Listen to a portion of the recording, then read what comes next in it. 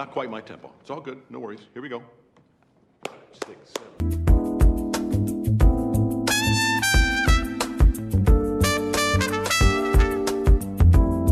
Welcome to Cinema Convos. This is the show where we bring guests with different tastes in film. I'm your host, Yash, and I'm here with my producer, Zach, and our special guest, Paul. Reoccurring special guest, Paul. Yes, special he's guest, a repeat. He's our first ever second-time guest. Hell yeah. And today we're discussing the film Whiplash from 2014, written and directed by Damien Chazelle, and starring Miles Teller and J.K. Simmons. And before we get started today, I just wanted to issue a quick spoiler warning. If you haven't seen this movie, we recommend watching the movie before listening to this. We will get into the plot points and just different things about the movie. And with that being said, I want to jump into our first question, which is, what's your first memory or best memory with this movie? My story of how this movie came to me is like the least exciting story of how a movie has ever come to me. It was up for awards.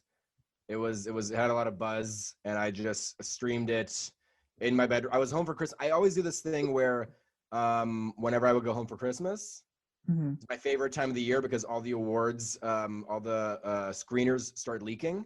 And so I would just like watch all the leaked screeners of whatever movies were the hot topic that year.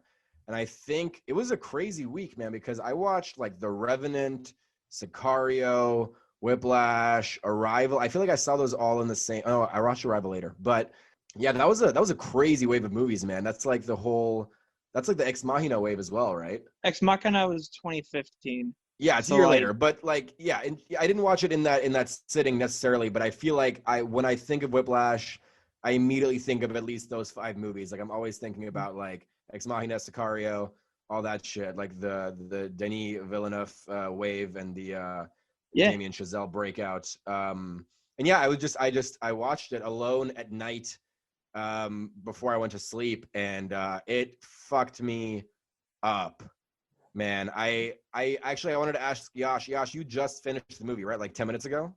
It was my second time watching it, but it had been a while. But you just watched it like just Yeah. now, right? Yeah. How's your blood pressure? I'm calming down as we I mean, it was a little bit easier to get through this time than like the first time, just because I knew what to expect, but it's still very intense. Just real quick, my story is also not particularly exciting, so I'll go ahead and share mine. Kind of a similar thing. I had heard a lot about, like, it got a lot of awards buzz that year, and that year I was a freshman in college, so something that's kind of fun about it is a few of us just watched it in our dorms, like in the common area. Are you at a shared viewing? You watched it with multiple people for the first time? Yeah, I did actually. Dude, that's awesome. That was fun. But it was like 3 or 4 of us, and I think a few people had already seen the movie, but they wanted to watch it again. But yeah, we watched it all together, and it was nice. But yeah, I mean, in general, I just watched it because I kept up with awards at that point in my life. So yeah, I don't know. What about you, Zach? I know you watched it a little bit more recently, right? Like a few years ago. Well, okay, so I saw it for the first time, I think in theaters when it came out. Okay. 2014. Yeah, Oh, I saw it with my dad, and I was really into like all the award stuff, but I was really into jazz at the time. And Oh, nice. No, yeah, like I was in the jazz band in high school, and so Whiplash. What did you play? I played like trombone, and I played like baritone, and that's kind of rare. Nice. You have one of those in a jazz band, so I was kind of the odd one out playing that in the jazz band. But yeah, it was fun. Would you say you can relate to this movie? Not to the level, but like we definitely had kind of the stress. I wouldn't say our band was nearly as good as like this top band in this music conservatory. But no, it's funny. I can't remember one of the songs in the movie Caravan. I think we actually played in band a couple years before at one of the band camps I went to over the summer. We played that song. We played that song. So hearing that was like super cool. I'll cue you in. Caravan. 3, 4.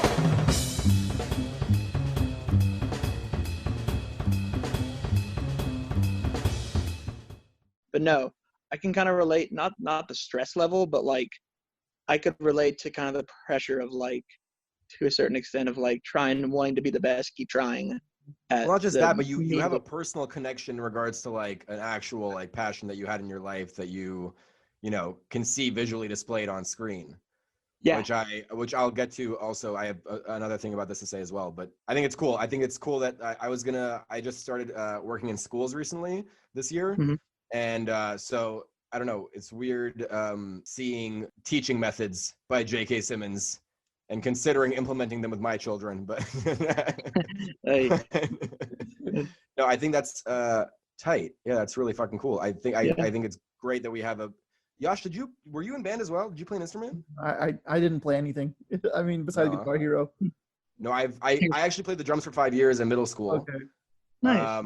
Nothing like this movie. It gave me nothing for this movie. I have no frame of reference having played the drums. Yeah, like I played the drums as well. Like I never played it like in band or anything.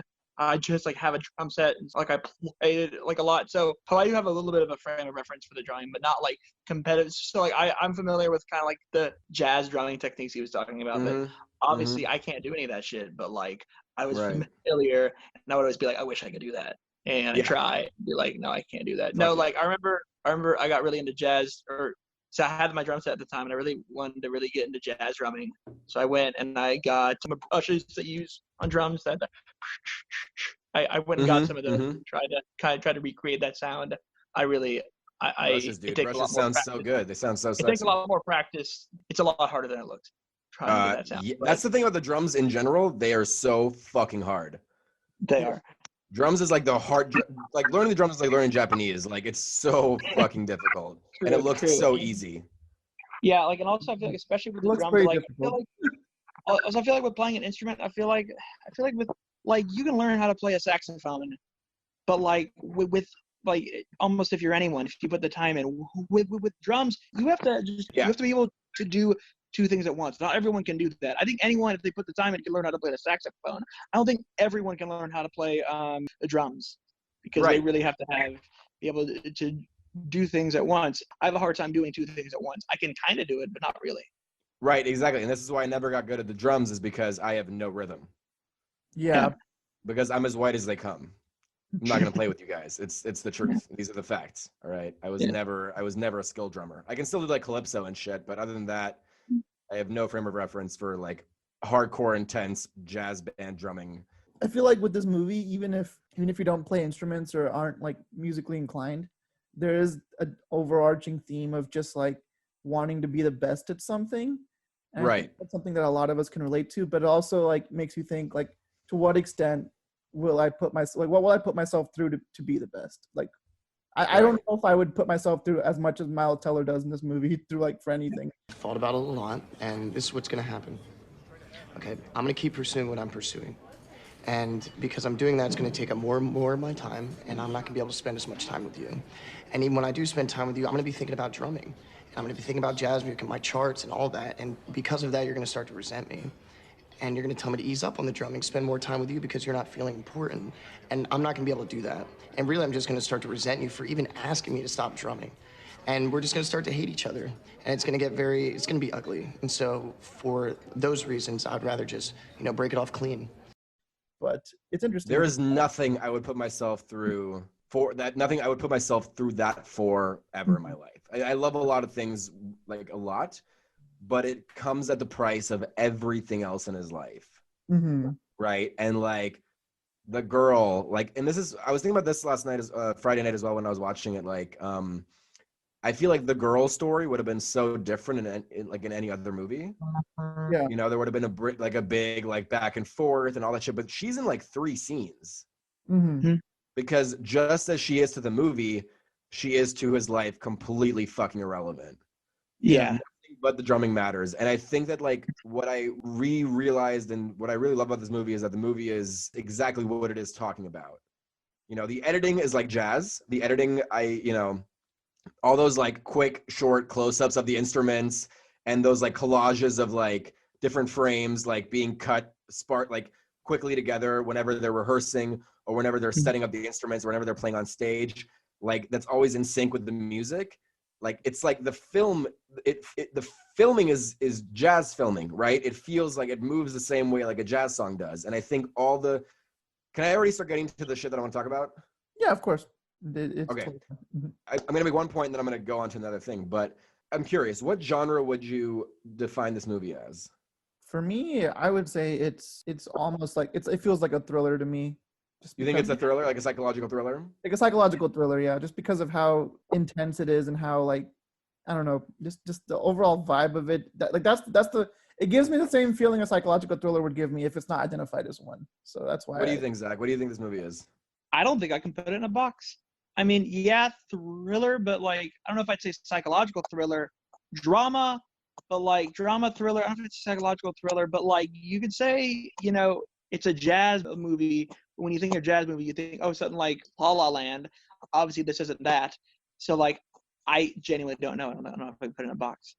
I think this is a fucking horror movie. I mean, I that's think this is a definitely valid. fucking horror movie, dude. And I think this is a horror movie, and I'm gonna go completely out of bounds here. I think this is a war movie. Okay. I think note for note, I think scene for scene, this movie has more elements. And I don't really want to get into the horror aspect. I just think the horror aspect for me is like I am terrified the entire time. Yeah. I'm at the edge of my fucking seat the entire time. I am so fucking scared of J.K. Simmons in this movie. He is such a villain. He's such a great villain.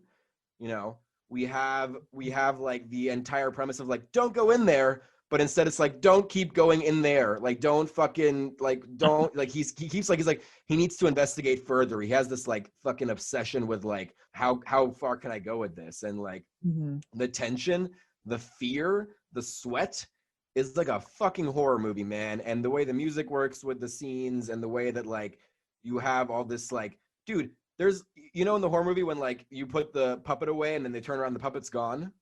Yeah. That's the fucking scene with the map, with the notebook, dude. He puts the notebook away, and he turns around, and the notebook is gone. All of a sudden, all fucking hell breaks loose, and you're terrified. You're horrified because something is missing that should be there. You're terrified for completely different reasons, but like you're fucking. For me personally, like. And then I think it's a war movie in the sense that it's like, have you guys seen Apocalypse Now? I have. Or like Full Metal Jacket or whatever? Right. It's like, there's this great line at the start where Martin Sheen is talking about how when he was in war, he wanted to be back home. But when he was back home, he wanted to be back in the war. First of all, obviously, J.K. Simmons is like a fucking drill sergeant. He comes in precisely when the second clock hits the one. And which is, by the way, he's on perfect tempo, which I think is an excellent fucking character attribute. For sure. And he comes in and all of his fucking Marines stand up like soldiers, and they're disciplined like soldiers and they're treated like soldiers. It's like Private Pile, I didn't know they stack shit that high, like all the shit talking. He's like a drill sergeant. And that great scene where he's having all three drummers rotate in a circle. Oh gosh. Yeah. And the other band players are all in the hall drinking coffee and they're all spread out. As soon as they're done, which happens very quickly, he's like, all right, we're done. We're going to keep practicing. He says, stop. He opens the door. And as soon as he opens the door, all the band members fall in line. Like they immediately fucking flow in like clockwork, as if they knew as soon as the door opened, they like they fucking knew immediately, like, we got to go back in there. Like, it's like war. Every time he's out there, every time he's playing, it's like a fucking gunfight, it's like a battle scene. It's shot like a military movie to me and like a horror movie. And I think it's so fucking cool if you can use elements from other genres to get your point across about something. Like, how the fuck do you make a movie about a drummer and his crazy fucking drumming instructor? Like, what do you most want to elicit out of this? What are the emotions you want to fucking, you want to elicit fear from him, and you want to elicit, structure and discipline. And like, where do you find those? You find those in horror and you find those in war movies, And he's traumatized. Sure. And if you look at the fucking, all the scenes where he's in band, all the band related scenes, the lighting is crazy. It's so strong. It's so visceral. There's always like a green neon light in the background or like a red neon light that's like lighting up the whole scene. And whenever he's like in pedestrian scenes, like with his girlfriend and with his dad, it's bland. They're all bland. And it expresses like how bland and boring everything feels around him. And when he's inside the band, all the lights are crazy. The sound is crazy. Like, it's fucking completely evocative of the emotion. And that's what I mean. Like, the movie perfectly presents how Miles Teller is feeling throughout this entire movie. Start counting. 5, 6, 7. In 4, damn it. Look at me. 1, 2, 3, 4. 1, 2, 3, 4. 1, 2, 3. Now, was I rushing or was I dragging? Count again. 1, 2, 3, 4. 1, 2, 3, 4. 1, 2, 3, 4. Rushing or dragging? Rushing. So you do know the difference. That's an interesting take, calling it a horror and war film. But the That's point, interesting. Yeah. Yeah, like I guess it's a horror movie. I guess, and like when you say it's a war movie, when we think of war movies, we think of like an actual war, but it could be like an internal war. Mhm. Yeah, of course. Which ironically, most war movies are also about, right? Right. Basically. Yeah. A lot of them are about PTSD and this inner turmoil sometimes. Yeah. I don't know. I think that that to me, that was the biggest takeaway I had from the movie this time for sure, is just that it's every genre except for the one you would think it was, because it is a psychological thriller as well, right?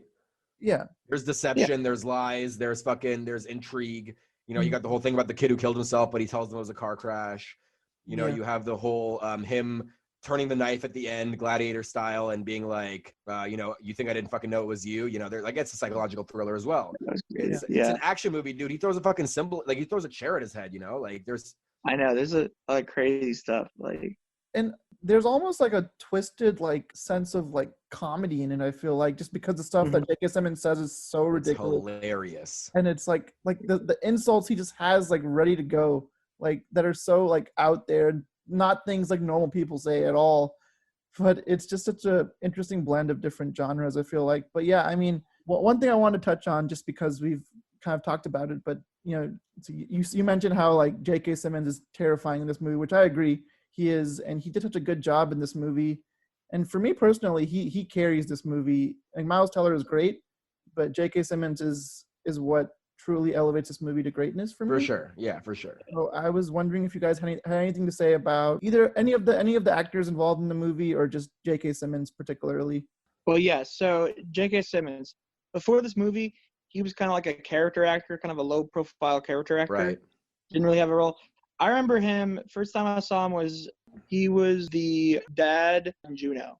So I remember seeing him as that. And then I don't know if the Farmers commercials came before or after, but I remember him from the Farmers commercials. Can't forget. So I was like, oh, Jameson. I think it was the Farmers commercials. And he was also in that movie, I Love You, Man. He was the dad in that too. Yes. And I remember him from that. So I was like, oh. Hank Mardukas, my best friend for 21 years.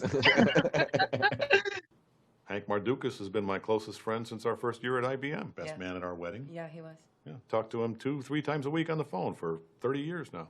I have obviously, I don't know how to, I don't think you can really separate this from him, but like for me, he's J. Jonah Jameson.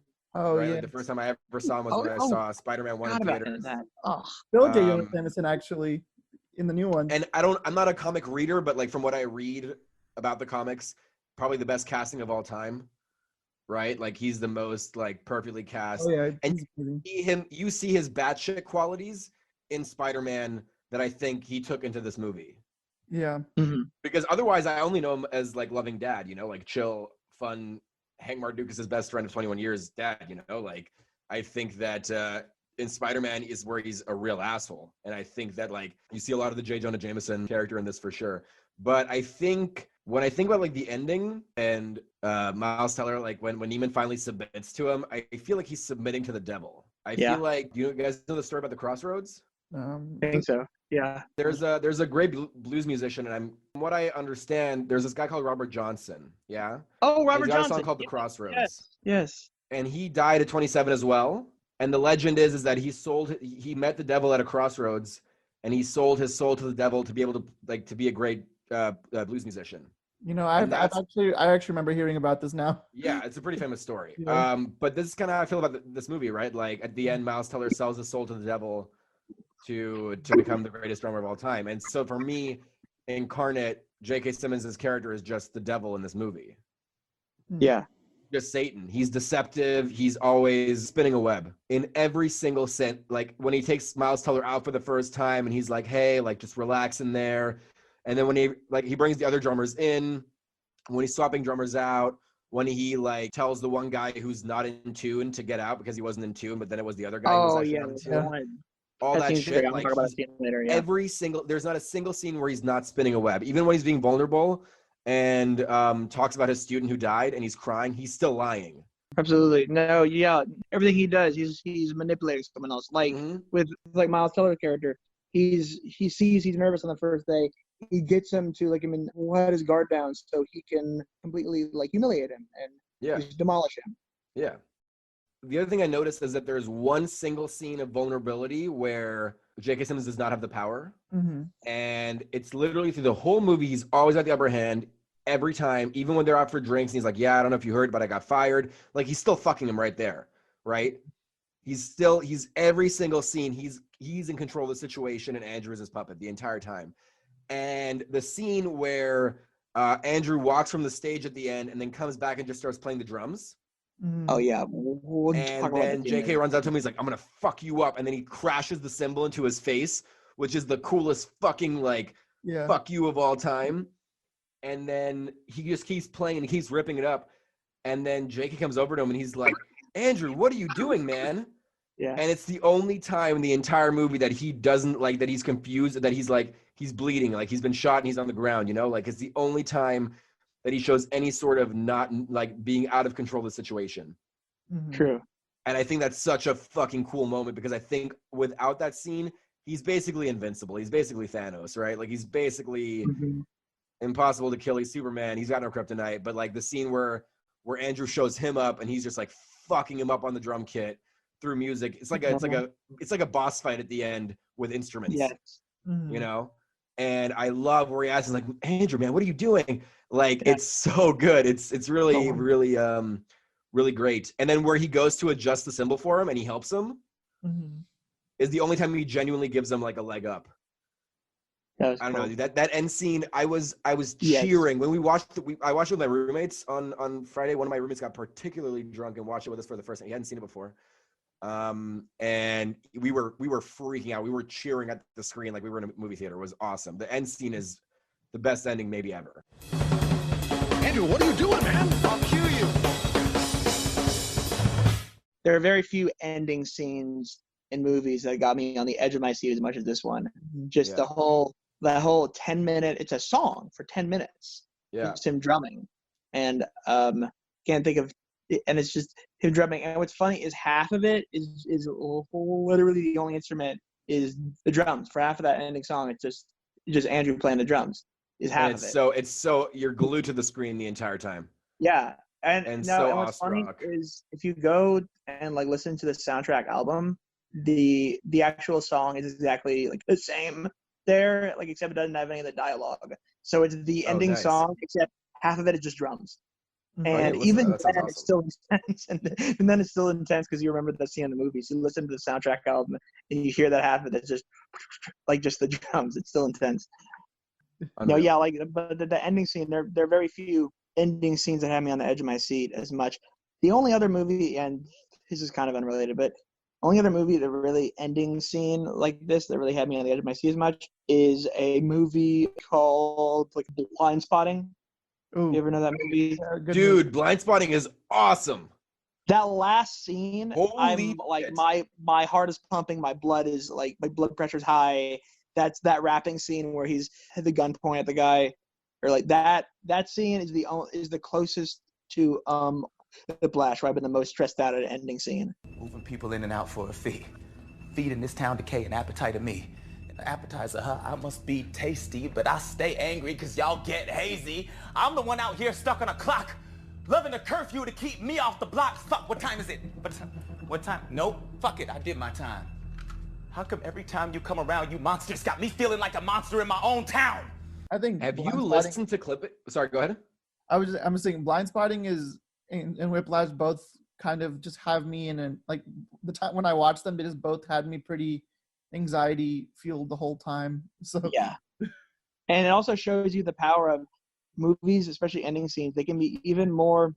The tension is a lot higher when it's tied to a rhythm. Right. Both Whiplash and Blind Spotting. That last is a rhythm. It's the rhythm of the drums. It's the rhythm of rapping. Oh yeah, like you were saying about clipping. I've listened to them a little bit, but not too much. Dude, Clipping is fucking nuts. I've been listening to the last two albums like the entire last week. It's terrifying. It's horror movies as a music, man. Dude, the Hamilton guy is a fucking nightmare on the microphone. Yeah. He's unreal. He's so good. It's awesome. Yosh, after this, if you have not listened to it, I would recommend go listen to Blood of the Fang by Clipping. You're gonna shit your pants. Okay. I'll go listen to that too. I It's haven't listened to it very horrifying. It's closely. so good. It's a great song too. It's unbelievable. I think this is a good spot to mention the Notebook scene. I would like to get into some controversy here with you guys. Who took the folder? See, I always thought it was J.K. Simmons. Yeah, I always thought it was Fletcher as well. Well, here's what's interesting is I didn't even consider that it was one of their own ever. I've seen this movie 7 or 8 times. Yeah. And I'd always thought that somebody from a competing band stole the folder. Really? And then I was like, oh shit, Fletcher took the fucking folder to fuck with them. Mm. And then my roommate said, no, you dipshit. The main drummer took the folder. Oh shit. And then I Googled it, and yeah, Tanner took the folder. But that is not my head canon at all. In my world, Fletcher took the folder. Yeah, it makes sense. But so Because I guess it doesn't make sense to me that Tanner would have taken the folder and then freaked out like that. So excellent. What a great freak out scene where he's like, fuck But- you, you fucking fuck. Like, find the fucking folder. Yeah. So good. And then he gets sabotaged for it. And then he never says like, oh, wait, never mind. I have the folder. Like he could have in that moment True. just like fucking revealed himself. Joking, right? I have I literally, I swear, I just had it here 2 seconds ago. No. It's gotta be around here. Did you see How could you be so fucking stupid? I know, maybe a janitor came by or something. A I don't know. janitor? Yeah. Find the fucking folders! A fucking janitor! Yeah, so but like it's weird because like he could have known that it wasn't just like Andrew's responsibility as like the second string drummer. It was both of their responsibilities. So we should have known if you reported lost to Fletcher, told him, oh yeah, the folder's lost, or well, okay, well I guess I didn't tell Fletcher, but okay, I guess maybe they did. But anyway, if it comes out that the folder was lost, you're both gonna get in trouble. So I don't think he thought that through. Well, not just that, but what does Tanner have to gain by fucking his alternate up when he's already the main drummer? Yeah. This I guess sabotaging because he sees him as a rising star. I don't know. It didn't make sense to me. I get it. I totally get it. I'm not going to argue with, I'm not going to argue with the point. But to me, the story is way better if Fletcher is the one who took the folder. Mm. Yeah, It's so Fletcher. It fits how like diabolical he is with everything. true. Perfectly. Yeah, but I also feel like it's also one of those things that we're really not supposed to know who took the folder. Everyone has their own opinion. I love that it's So, unanswered. like, I love that it's them- an unanswered question. Yeah, it's no, one of like- those things that's better off open ended. I think. Just For yeah, sure. no, like I from mean, off. yeah. Sometimes I like that kind of ambiguity. Sometimes like ambiguity can be frustrating, but I think here it fits well. I have one more thing that I wanted to say in regards to genres. This is also a boxing movie. Okay, This a is boxing. a fucking boxing movie, dude. All right, check it out. The boxing? You got blood, you got sweat, you got tears, you got people spitting on the floor. All right. That's every You sport. got Not just boxing. somebody like hyping themselves up, fucking destroying themselves physically. You got montages. You've got like the little jazz concerts are like those little fights they have at the start. And then him versus Fletcher at the end is like the big fight at the end. But like the way it's shot, all those close-ups of like sweaty faces, of the blood, of the fucking fucked up hands, the tape, all that shit, it's just like it's shot like a boxing movie. Yeah, I could definitely see the parallel. Cool, right? Yeah, I can see it. You guys have both mentioned, we've all kind of unanimously decided that the ending is amazing, but I was wondering if you consider the ending to be your favorite scene or if you have any other scenes you wanted to mention. Oh, that's tough, dude. I love the scene where he's rotating the drummers around and he's Yeah, like, that's- they play for like 3 notes and he kicks them out again. I love the opening scene. I think the opening is a great way to introduce us to like who we're messing with, who they are. We learn everything we need to know about them without any clunky exposition in the first 2 minutes of the movie. Yeah. We see him practicing alone. We see Fletcher. We see him completely know everything you need to know about the 2 main characters in the first 2 minutes of the movie. Yeah. And obviously, I think this is like a least controversial take of all time. The rent-a-car scene is filthy, Yeah. ridiculous. I want to talk about that scene a little bit. Well, wait, so is that the scene when he gets in the accident? That's the accident scene, man. So something about the accident scene. In any other movie, that would be like you would go from the accident and then it would take you to after he's in the hospital or he wakes Exactly. up. Concert's already over. It happened. However, that's the least of your worries right now. You're paralyzed or something. Your Truman days are over. Not only is that not the case, he gets out of the fucking car. Yeah, He's like, dude. no, I gotta go. And bleeding profusely. Like, I got a drum. that just shows the commitment. He's very seriously injured. Like I'm drumming. When I first saw that scene, I also expected the same thing. Like, oh, he's gonna wake up in the hospital or something now. But like, no, he just gets up and he's like, I gotta go. And the guy's like, are you okay? Like, I just hit you with my drum. No, but He's just I got like, a drum. nope, I got a drum. Are you okay? Yeah, I gotta get my stick. No, stay away from the car. I'm calling 911. I gotta be okay. Just a couple more blocks. No, sir, you don't have to go anywhere. Sir, Get off sir, me. no, you don't have to. Also, great jump scare. Horror movie. Anyway, Yeah, it's terrifying. You don't see it coming. you know what makes that scene for me is the fact that when he gets hit by the car, Mm-hmm. you're more scared of what Fletcher's going to do to him than you are of what the physical repercussions of the car accident were. Yeah. Yeah, You know what I mean? a little bit. You've A been little made bit. so terrified of Fletcher that like you're like, oh fuck, like please still somehow get there on time. You know, like you're like I am so like because like yeah, sure, he might have broken some bones, but Fletcher will break his soul if he does not fucking show up on time. Yeah. And the thing that I love and that I realized this time watching it is Miles is kind of chicken shit, right? Like when he asks the girl on the date, he's like, yeah, like, you want to go out with me? And she's like, no. And he's like, oh, I'm so sorry, and she even says to him, like, the only way that I've ever seen you is with your eyes glued to the floor, like he's a very anxious, very terrified kind of guy socially, right? Yeah. And then you have like 45 minutes in the start of J.K. Simmons roasting the living fuck out of every single person that he interacts with. Some highlights include that is not your boyfriend's dick, do not come early, as well as get out of my sight before I demolish you, mini-me, and all this other shit that he says, just completely ripping into everybody. And it's so interesting to me when they have another scene that I love is the dinner scene. When they're all at this dinner thing, Yeah. and it's like, oh yeah, like he's playing A1 football now, and like, oh yeah, you're in Model UN and da-da-da-da-da-da, right? And fucking Neiman roasts them at the dinner table. Yeah. And he says something to him, like catching on to what he's doing, and he's like, oh, you catch on quick, huh? Are you Model UN or what? And then when they're talking about football, he's like, it's Division 3. It's not even Division 2, it's Division 3. And then like he's roasting everybody, and like it's so cool to see like how it's not cool, it's fucking terrifying, how he's slowly becoming Fletcher. Yeah. You're seeing in how he insults people the entire time. Mhm. Come to my favorite diss in the car crash scene, right before the car crash scene, where he shows up like 2 minutes late, and he's like, "This is not your part." And he's like, "Yeah, I earned this part." He's like, "It's not your part. It's my part, and I choose who to lend it to." Da da da da da. Mhm. And then the redheaded dude is like, "Come on, dude, I'll play the part." And he turns around and he says, "Fuck you, Johnny Utah. Turn my pages, bitch." And that is the best diss in the entire fucking movie, dude. I love that line so much. I did not know that the words "turn my pages" could be such a fucking earth-shattering diss as it is in that movie. But that's Fletcher. He's turning into Fletcher. Am I wrong? Yeah, no, I'm in studio band because I'm the Hey, best why don't player. you just back Hey, off, yo, bro? fuck off, Johnny Utah. Turn my pages, bitch. Mhm. He's becoming this monster. He's slowly like becoming possessed. It's a possession movie. It's a horror movie. He's slowly becoming possessed by the fucking devil, and you're seeing him start to act like him. And he's starting to slowly like replicate his mannerisms and how he is and how he speaks and how he disses people. I think that's like such a cool, subtle way to show how he's changing throughout the course of the movie. Like not only is he becoming a better drummer and becoming more focused and ruining everything else in his life, in his private life, but he's also, he's becoming that asshole, and he's realizing I need to be this asshole in order to become who I want to become.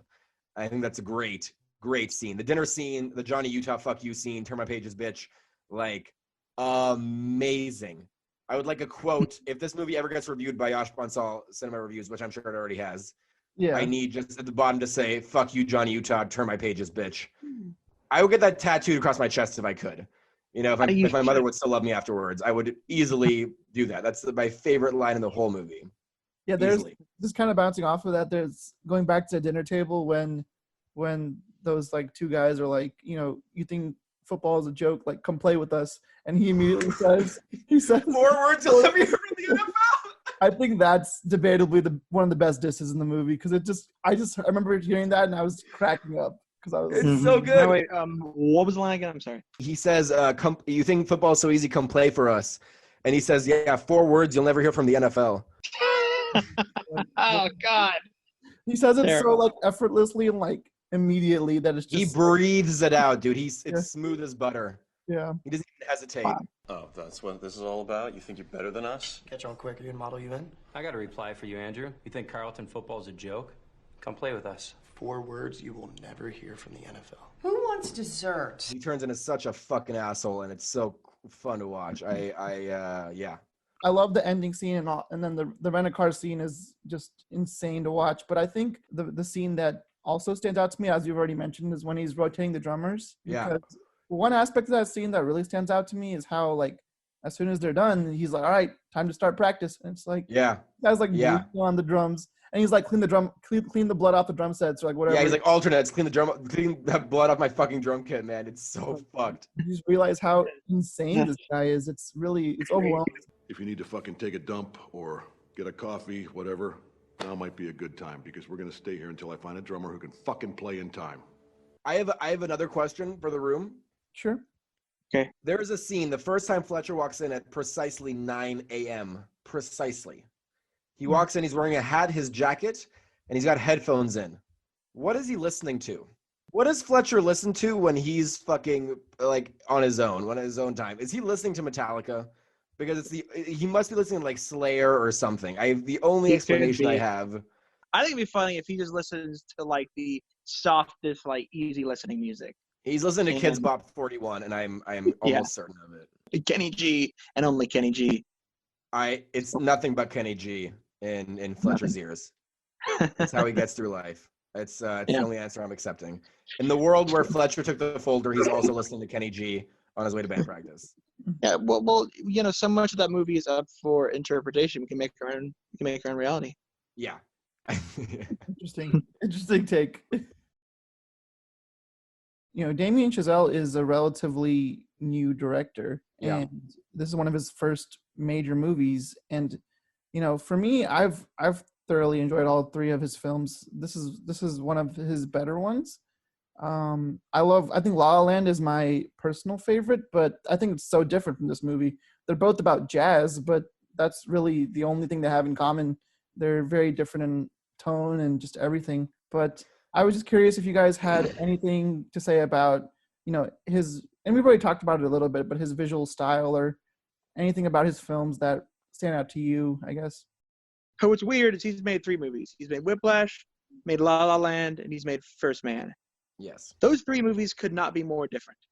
This is one of the most inconsistent filmographies, albeit short, but I just think that's really interesting. I mean, like I was saying to Yash earlier, like I guess I could almost see the connection between like Whiplash and La La Land, because I guess jazz or whatever, even though it's completely different philosophies on it.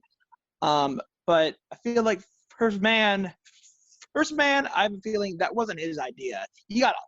I'm pretty sure like he got offered that.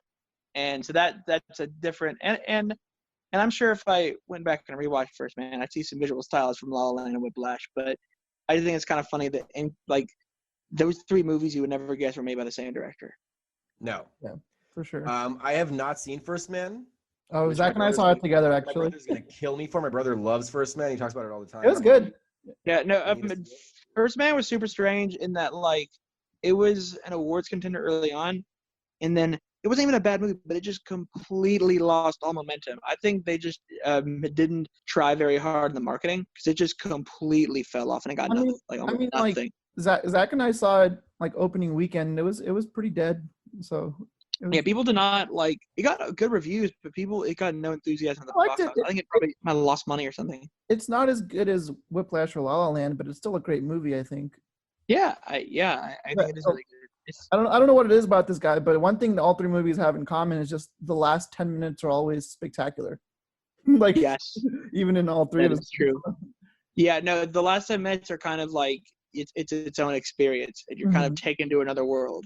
Yeah. Like I know in Whiplash, of course, it's the drumming scene. In La La Land, it's like what could have been, I guess.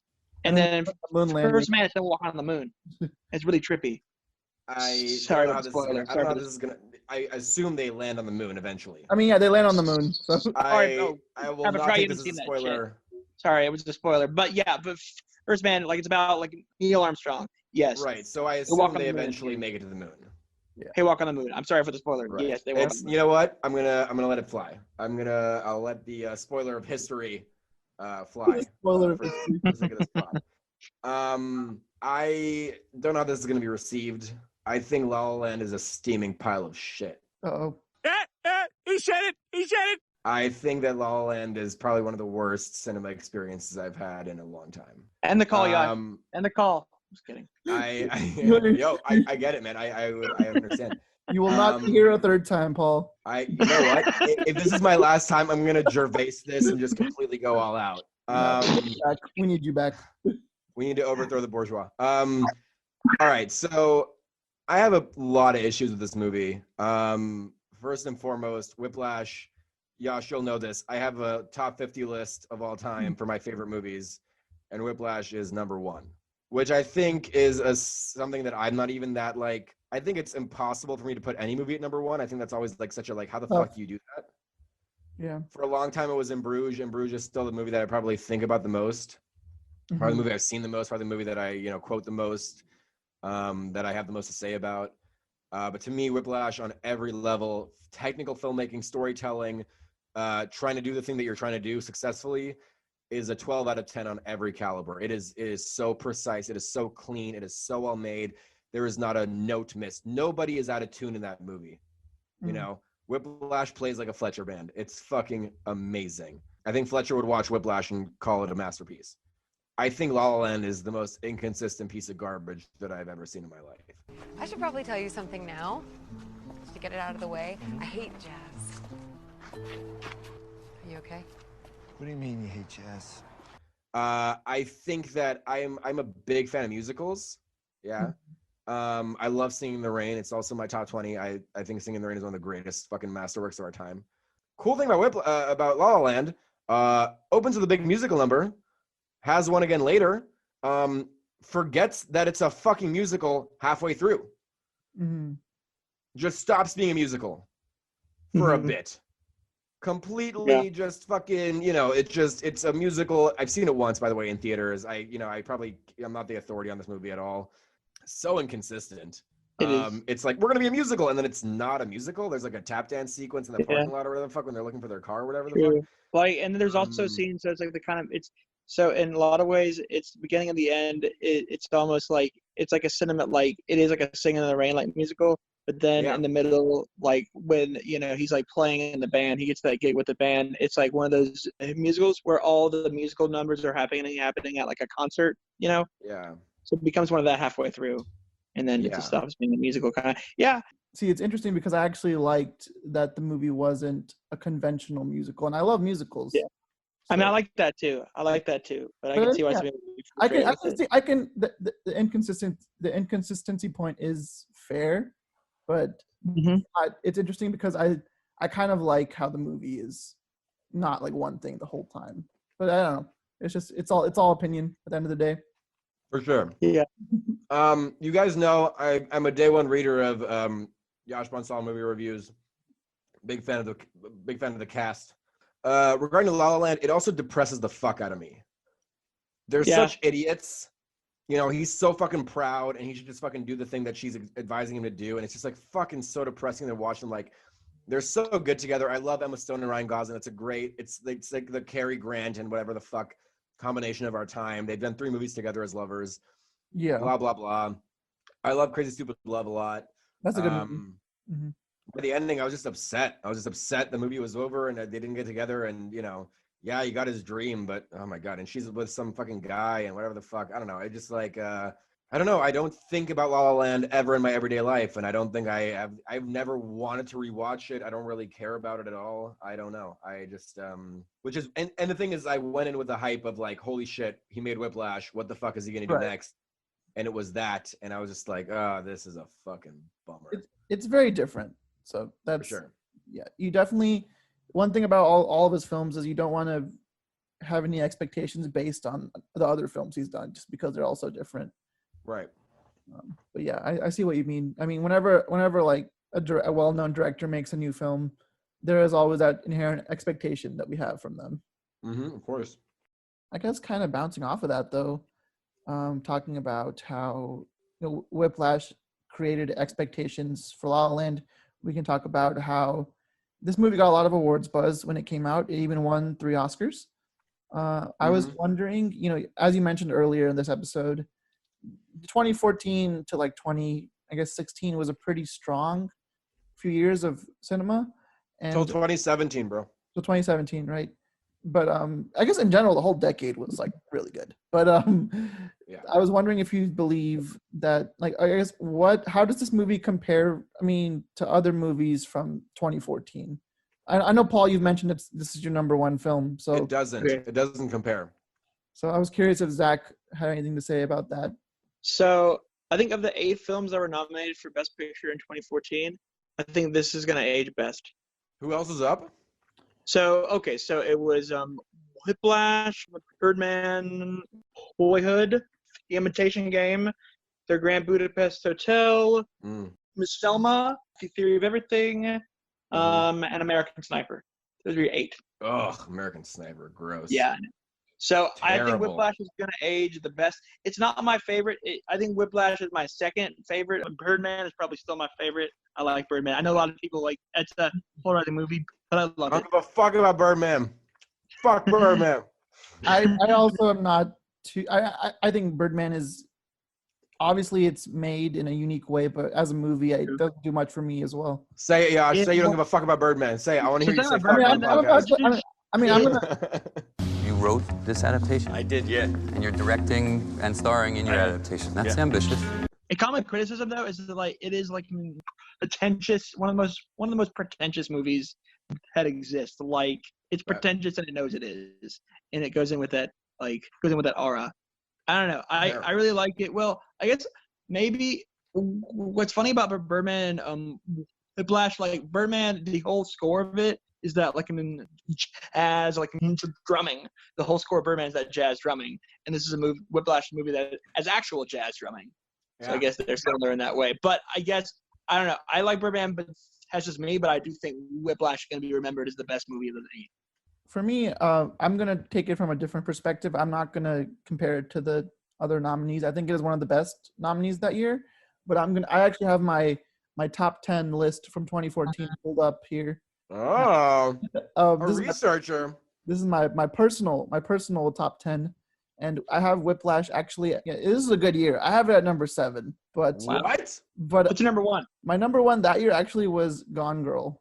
Josh, I will fucking demolish you. I will stop being so polite. Get the fuck out of my sight before I demolish you. No, I'm kidding. That's a great pick. You can't go wrong with a Fincher pick. But it was hard for me to pick a number 1 this year, honestly, because the first 7 are just all like so good. Like I loved Edge of Tomorrow. Oh, nice. Good pick. Is Nightcrawler this year as well? Nightcrawler was a different year, I thought. Was it? Oh, is 2014 or 2015? Let me see. No, 2014. Nightcrawler is honestly, if it's not on this list, it's definitely an honorable mention at the very least. Because Jake Gyllenhaal got robbed. I think Villeneuve got a screenplay nom that year because that was actually tough. Because there was a bunch of movies and actors that didn't get. I remember the best actor competition that year was especially tough because there were like three actors that like should have gotten in that they didn't, but mainly just because there's only 5 spots and 8 actors that could have done it. But at the same time, my top 10 lists are always changing, and I just saw Whiplash for the second time like today. So we'll see. We'll see. This was your second viewing? Yeah, I actually hadn't seen it since like 2015 or whenever I saw it. So that's why I felt like I needed to watch it again before the episode. How did you feel about it this time compared to your first time? Was it better than you remembered? Worse? You remembered the same? See, my very initial viewing of the movie, I thought it was very good, but like now I think it's like incredible, like amazing. So I guess I like it more this time around. Can I just say, I might have mentioned this last pod, but I don't give a fuck about the Oscars at all. I think the Oscars is all politics. Really? I think it's bullshit. I mean, they do. It is very political, especially nowadays. I feel like. The Oscars Shakespeare in Love beat Saving Private Ryan for Best Picture. Okay, so Zach filled me in on the backstory that recently I have a whole the Harvey story Weinstein about thing. that. Yeah. Wait, huh? The Weinstein thing. Yeah. So he's the reason that modern Oscar campaigns exist now. is because Yeah. he turned the campaign for Shakespeare in Love into a political campaign and Yeah, was dude. actively smearing Saving Private Ryan. It's not a movie to win Best Picture. Well, he said because Saving Private Ryan has a great opening scene and that's about it. And a campaign that smeared that. Fucking disgraceful. Yeah, but anyway, he went on. But yeah, I don't know. The Oscars don't always pick the best movie. I think it's really interesting because I think I know it's not always the best.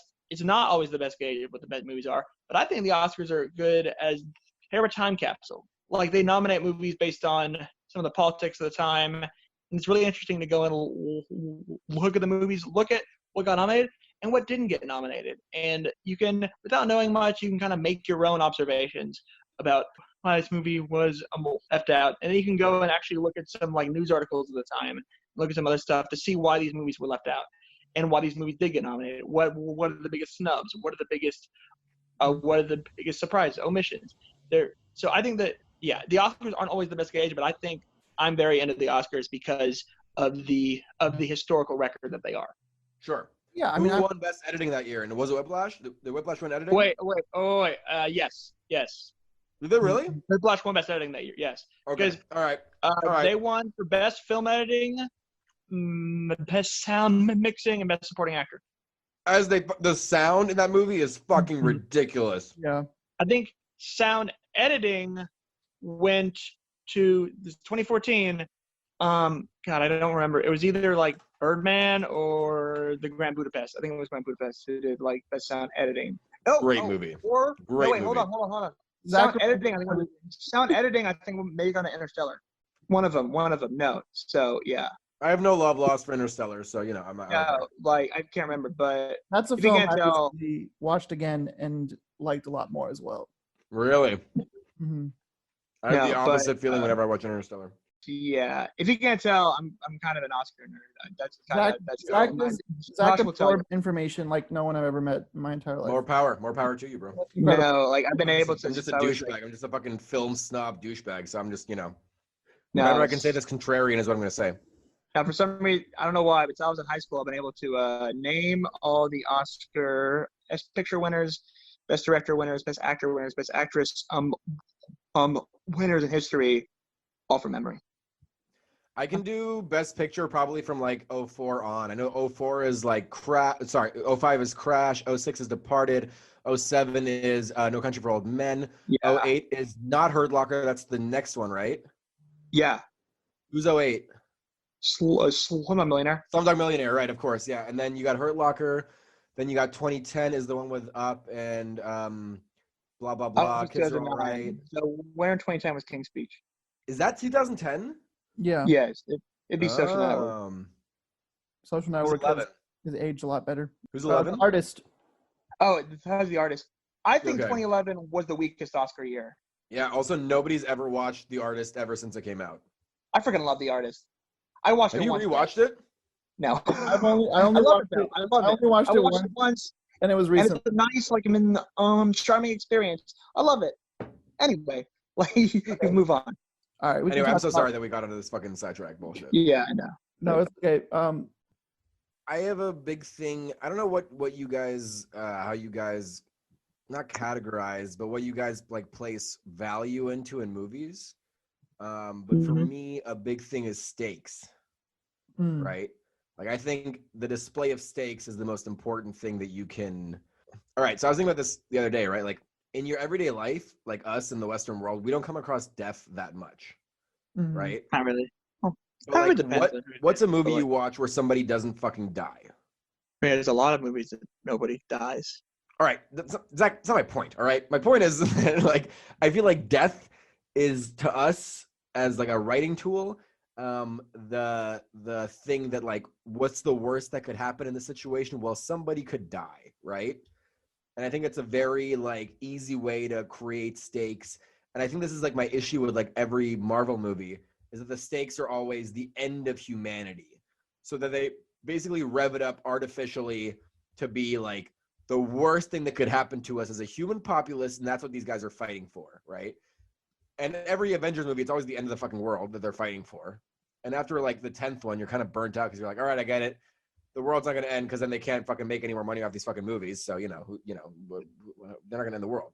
But what's so interesting to me about this movie is that like the stakes objectively, globally speaking, are so pathetically low. It's a guy who plays drums in a college band and would like to just be really good so that he's remembered as one of the great jazz musicians of our time. A time where jazz music isn't even fucking relevant anymore, really in the mainstream, all this shit.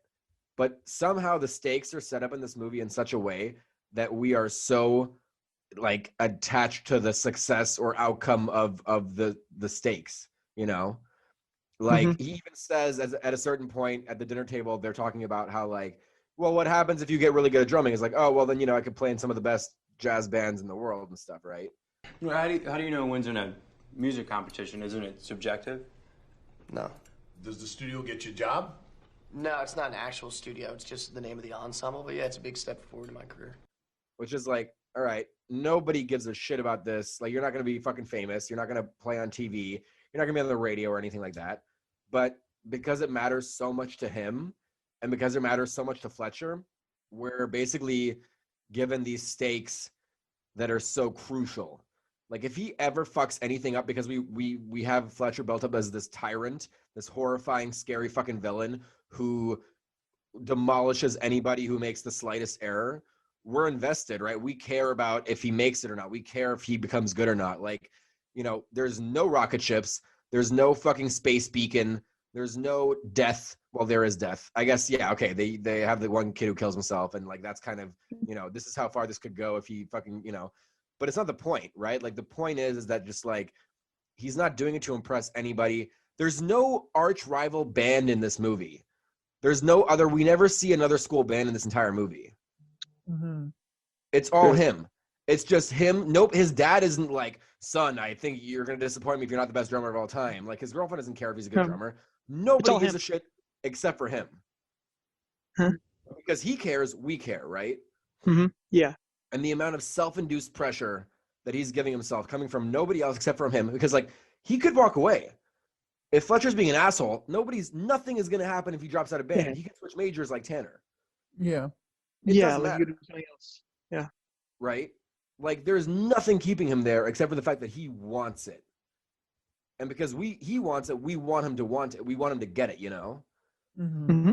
And I think in an age where I've become so burnt out by the macroscopic fucking end of the world stakes that happen in every single fucking major blockbuster movie now, or like if this happens, then this guy goes to jail for the rest of the movie or whatever the fuck, whatever, there's a killer on the loose. And if you don't fucking defeat him, you're going to get stabbed, like it's always something that is life or death threatening, but there is nothing that will happen ultimately to Miles Teller if he doesn't become the greatest drummer of all time. Like who gives a shit, right? Like nobody cares. Yeah, but how can you create such low stakes and make them the highest stakes of all time so that like you are on the edge of your seat to watch what the outcome of every scene is throughout the entire fucking movie? And that to me is brilliant fucking storytelling, brilliant filmmaking.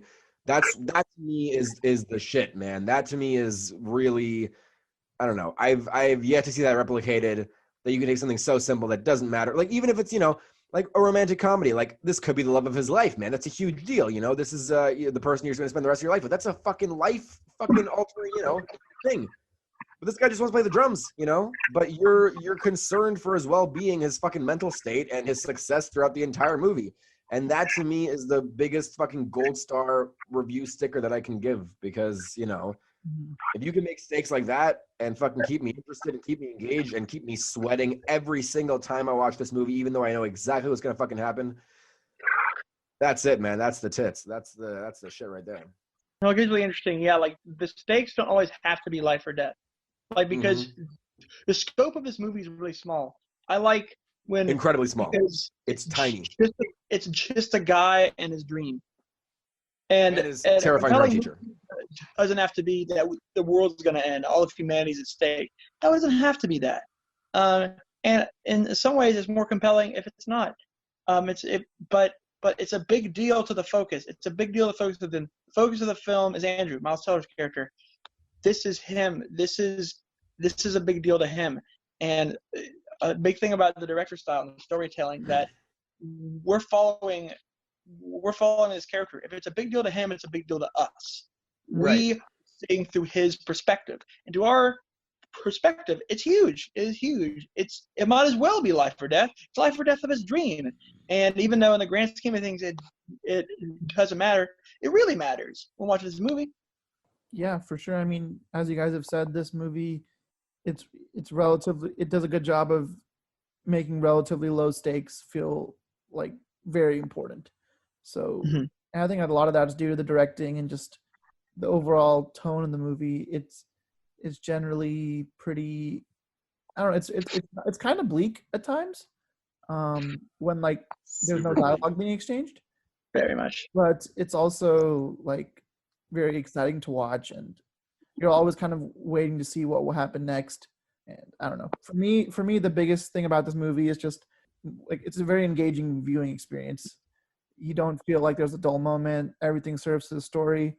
It's not over long. It just gets all of its points across so well, and keeps perfectly paced. Yeah.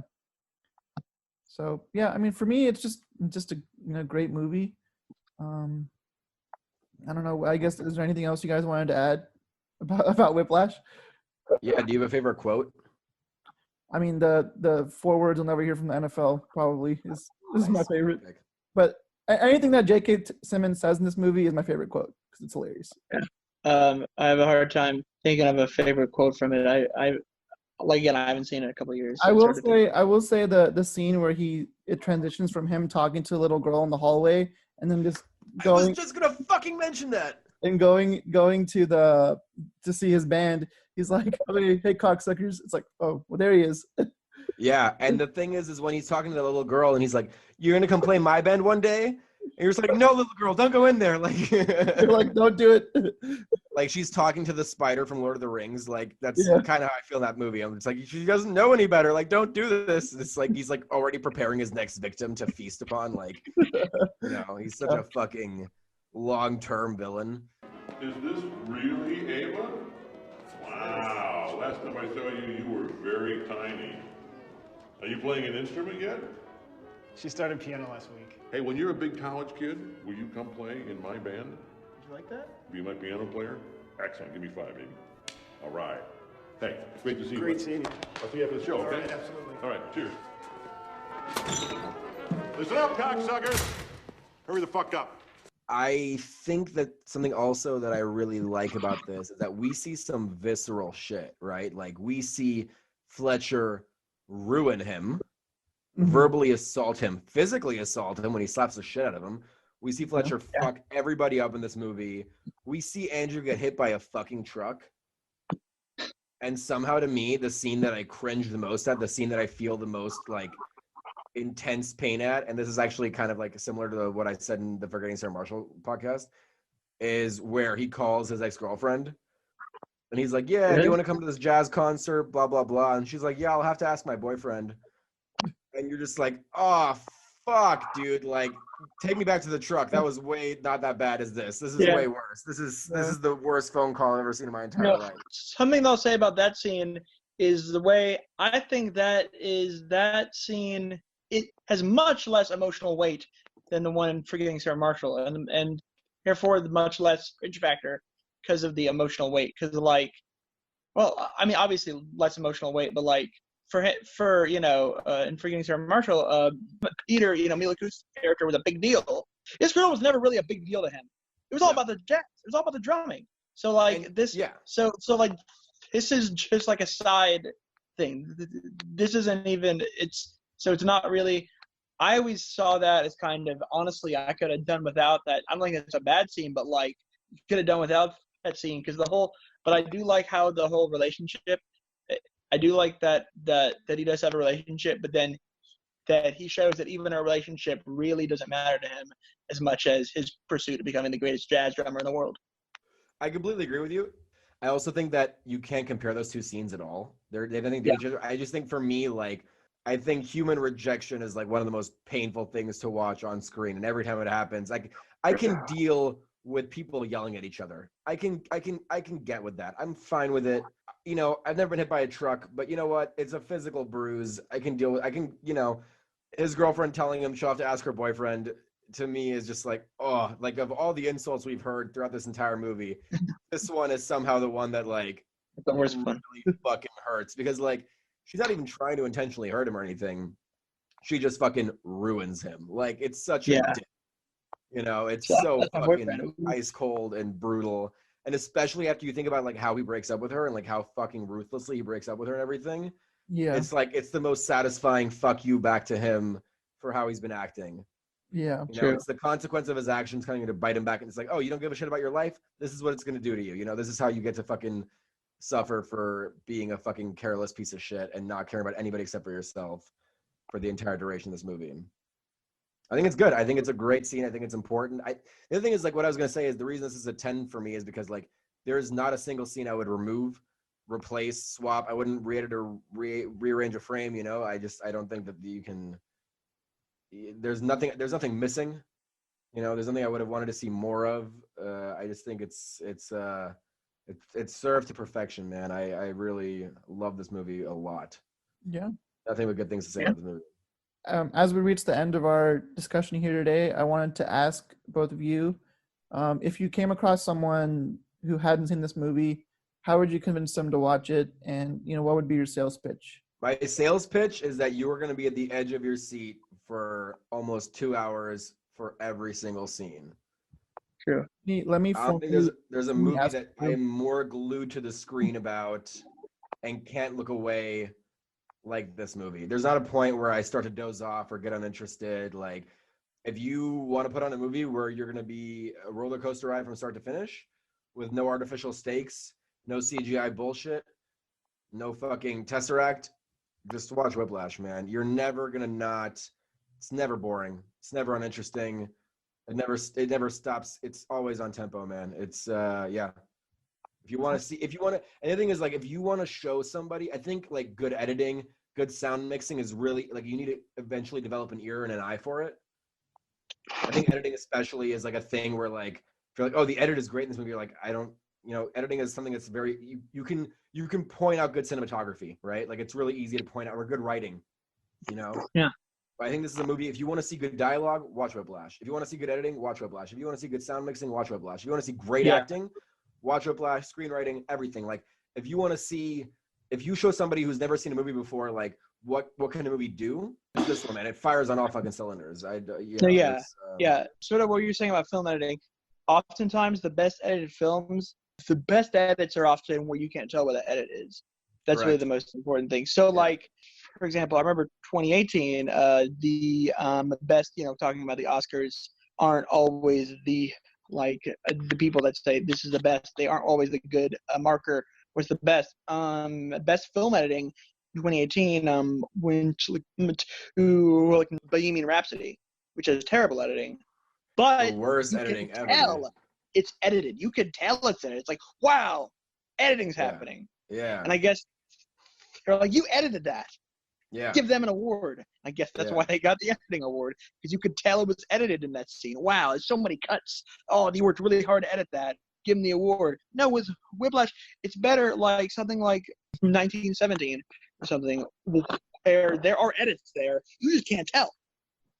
Speaking about music and stuff, there's this thing about like the bass guitar. A bass guitar is not the instrument you're ever going to hear in the forefront. Always a background. But if the bass guitar was missing in any song, you would immediately like, something is wrong here. Something is missing here. Mm-hmm. You know? And it's the backbone. It's the backbone. It's the spine. And that's how I felt that and drums, but like, especially if the editing is fucking whack, you're gonna notice something is wrong. You can't really point out what it is, but you're gonna be like, no, something is off kilter here, you know. Mm-hmm. And that's how I feel. Yeah, I think the edit in this movie is pronounced, but it's never annoying. It's always just sharp and clean and precise. It's just really fucking. It's so flashy and so well done, but it's so like. It's never in your face. It is in your face, but it's not an annoying down your throat kind of way, you know? It's just really, really well executed shit, you know? Yeah. Yeah. It is a film with like, the stakes aren't high, as we talked about. But when watching it, you will feel like that him becoming the greatest jazz drummer in the world is somehow extremely important in your life, because you are watching it. You are just enthralled, and you will just become a part of the film. And yeah, you'll be on the edge of your seat, and you will be kind of immersed in this film. It's incredibly engaging, especially the last 10 minutes or so. It's a pretty unique film. Yeah, I mean, for me, it's kind of similar to what you guys have said. This movie does a good job of showcasing great technical filmmaking while also having a really good story and great performances. So I think it's an all-around great movie. I think it's a good movie that casual film goers and people who are very into film can enjoy at the same levels, which is kind of a rare trick, I feel like. And yeah, I mean, overall, Whiplash is just a great movie from a very promising filmmaker, I think. So that's really all I have to say about it at this point until I watch it again. Any fucking moron can wave his arms and keep people in tempo.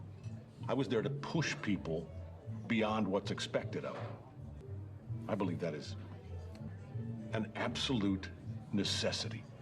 There are no two words in the English language more harmful than good job. Okay, so with that wraps up our discussion on Whiplash. Wanted to thank Paul for joining us today. And from all of us at Cinema Convos, thanks for listening, and we hope you tune in next time.